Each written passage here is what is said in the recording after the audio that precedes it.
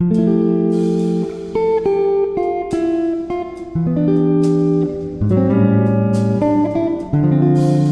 क्या कर रहे हो सर?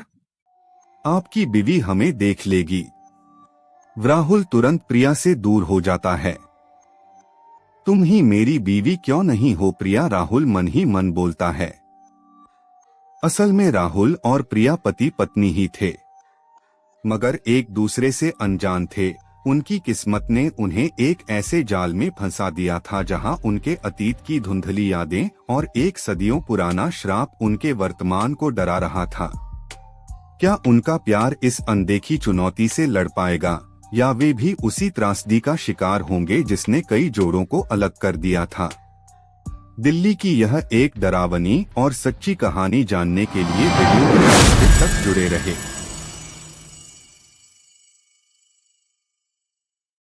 राहुल अपनी केबिन की बड़ी खिड़की से दिल्ली के रात के नजारे को देख रहा था।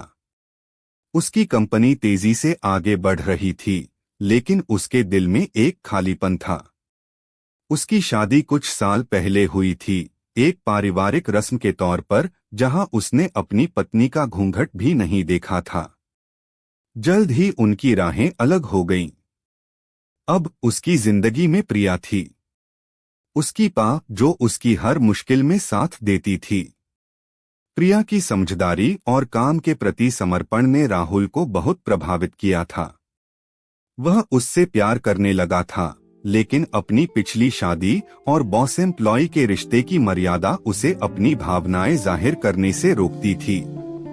उधर प्रिया भी राहुल के लिए कुछ ऐसा ही महसूस करती थी। राहुल का आत्मविश्वास और उसकी बातों में छिपी संवेदनशीलता प्रिया को उसकी ओर खींचती थी। प्रिया की भी शादी कम उम्र में हुई थी, एक ऐसे शख्स से जिसे उसने कभी ठीक से जाना भी नहीं था।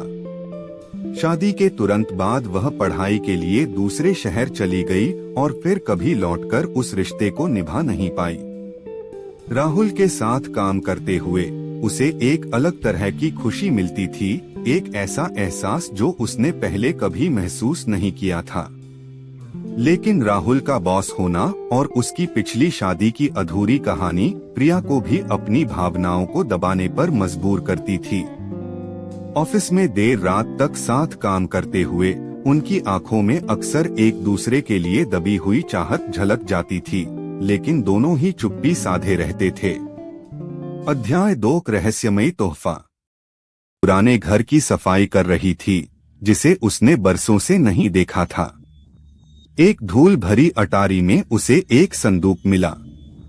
संदूक में उसकी शादी की कुछ पुरानी चीजें थीं। उनमें से एक था एक भारी भरकम कलात्मक लकड़ी का फोटो फ्रेम। फ्रेम में नक्काशी बहुत पुरानी और थोड़ी डरावनी लग रही थी। प्रिया को फ्रेम अजीब लगा, लेकिन न जाने क्यों उसे फेंकने का मन नहीं हुआ। अगले दिन प्रिया उस फ्रेम को अपने ऑफिस ले आई और अपनी डेस्क पर रख दिया। फ्रेम रखते ही ऑफिस में एक अजीब सी ठंडक महसूस हुई, हालांकि बाहर मौसम बिल्कुल ठीक था। प्रिया ने इस पर ध्यान नहीं दिया। उस रात राहुल को एक भयानक सपना आया। उसने देखा कि वह एक मंडप में बैठा है और सामने घूंघट में एक दुल्हन है। जैसे ही वह घूंघट उठाने जाता है, दुल्हन का चेहरा कंकाल जैसा भयानक हो जाता है और एक चीख उसके कानों में गूंजती है। उसी रात प्रिया को भी वैसा ही सपना आया। वह मंडप में बैठी थी और सामने दूल्हा था, जिसका चेहरा धुंधला था। जैसे ही वह उसे देखने की कोशिश करती है, एक ठंडी हवा उसे घेर लेती है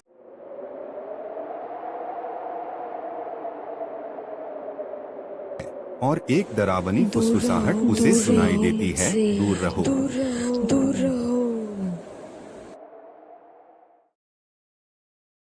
अगले कुछ दिनों में ऑफिस में अजीबोगरीब घटनाएं होने लगीं। रात में राहुल के केबिन से धीमी, दर्दनाक आवाजें आने लगीं। कभी कभी प्रिया को ऐसा लगता जैसे कोई उसके पीछे खड़ा है, हालांकि मुड़ने पर उसे कोई नहीं दिखता था। कंप्यूटर अपने आप टाइप होने लगते थे और ऑफिस के दरवाजे बिना किसी के छुए खुल और बंद होते थे।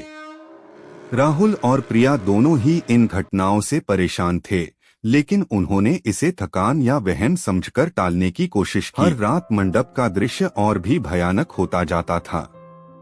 एक शाम जब प्रिया देर तक ऑफिस में काम कर रही थी, तो अचानक उसकी डेस्क पर रखा फोटो फ्रेम जोर से हिलने लगा। फ्रेम के अंदर की खाली जगह में एक धुंधली सी आकृति दिखाई दी, जिसकी आंखें लाल थीं और जो प्रिया को घूर रही थी। प्रिया डर के मारे चीख पड़ी। राहुल, जो अपने केबिन में था, ने प्रिया की चीख सुनी और तुरंत भागा आया। जब वह प्रिया की डेस्क पर पहुंचा, तो फ्रेम शांत हो चुका था, लेकिन प्रिया बुरी तरह से डरी हुई थी। उसने राहुल को सपने और फ्रेम में दिखी आकृति के बारे में बताया। राहुल ने पहले तो उसे समझाने की कोशिश की कि यह उसका वहम होगा, लेकिन प्रिया की आंखों में डर और सच्चाई देखकर उसे भी कुछ अजीब महसूस हुआ।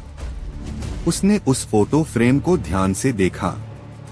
फ्रेम की लकड़ी पर कुछ पुराने रहस्यमय चिन्ह बने हुए थे।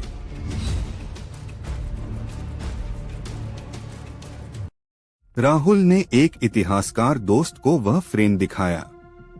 दोस्त ने उन चिन्हों को देखकर बताया कि यह एक बहुत पुराने श्राप से जुड़ा फ्रेम हो सकता है।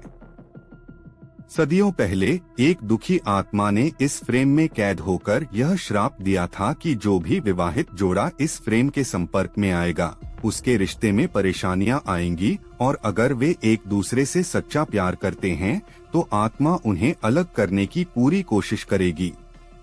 यह सुनकर राहुल और प्रिया डर गए। क्या उनके सपनों और ऑफिस में हो रही अजीब घटनाओं का इस फ्रेम से कोई संबंध था? उसी रात प्रिया को एक और सपना आया। इस बार मंडप में दूल्हे का चेहरा थोड़ा साफ दिख रहा था। वह राहुल था। प्रिया चौंक गई। सुबह उसने राहुल को अपना सपना बताया। राहुल भी हैरान था, क्योंकि उसे भी सपने में दुल्हन का चेहरा कुछ जाना पहचाना लग रहा था। दोनों ने हिम्मत करके अपनी अपनी शादी की पुरानी तस्वीरें निकालने का फैसला किया। सालों पहले हुई उस अनजान शादी की धुंधली तस्वीरों को देखकर उन्हें एक भयानक सच्चाई का पता चला। मंडप वही था, रस्में वही थीं, और उनके साथ बैठे अनजान जीवन साथी वह कोई और नहीं बल्कि वह खुद थे। उनकी शादी तो एक दूसरे से ही हुई थी, लेकिन किसी गलतफहमी या साजिश के चलते वे कभी एक दूसरे को पहचान नहीं पाए थे।